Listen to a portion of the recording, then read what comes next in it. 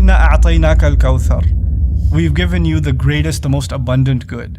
Miskeen is a combination of two words, masaka and sakana in Arabic. It's formulated by both of those words together. What that means is people that are stuck in a situation. Miskeen does not mean poor people. There's other words for that in the Arabic language. There's fuqara, for example, in the Arabic language. But the miskeen it's a deeper concept. The idea of a miskeen is someone who is not able to help themselves in their financial situation or their political situation or their whatever problem. For example, if somebody is a driver, is a cab driver, and he makes his money, provides for his family by driving a cab, but his eyes become weak, or he has to go for surgery and he's legally considered blind. Now he can't drive a cab anymore. And that's the only job he had. Now he's stuck. He's got nothing else he can do, because that was the only way he could have made money. He's not a beggar, he's not a poor person, but he's stuck in that situation. You have people, for example, that have reached an age where they've retired, but their retirement savings are not enough for them.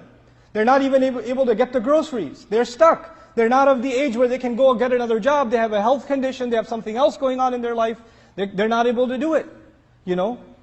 So you have people that are in these kinds of situations. You have mothers that are, single mothers that have children, and they have to take care of their kids, and they can't afford daycare. But because they have to take care of their kids, they can't go get a job. And if they go get a job, the children are left unattended. They're too young. And there's no family and no other support that can help them. These are the people that are called miskeen. They're stuck.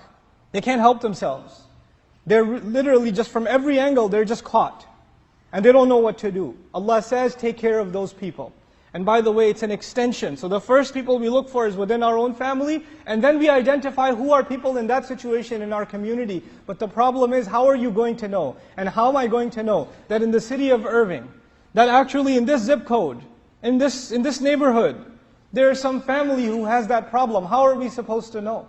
If we don't get to know one another, and we don't make the effort to know each other's families, and we don't just say Salamu Alaikum to each other in a grumpy way after Jumu'ah is done and walk away, but actually make friends with each other.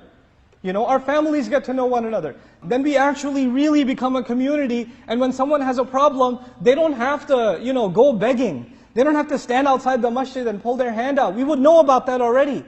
We would know somebody lost a job. We would know somebody got diagnosed with a disease. We would know somebody has too many medical expenses. We would know those things and we'd help them privately. Right? This is the idea of a community. That's what we're supposed to do. We cannot live by this ayah if we don't have this idea of tahabbu that the Prophet said, sallallahu alaihi wasallam, that you're not going to have iman until you love one another. And the idea of afshu salam in that same hadith, spread the salam. Why spread the salam? It's not salamu alaikum wa alaikum salam. Okay, you go, you get your shoes, I get my shoes, and we're out of here.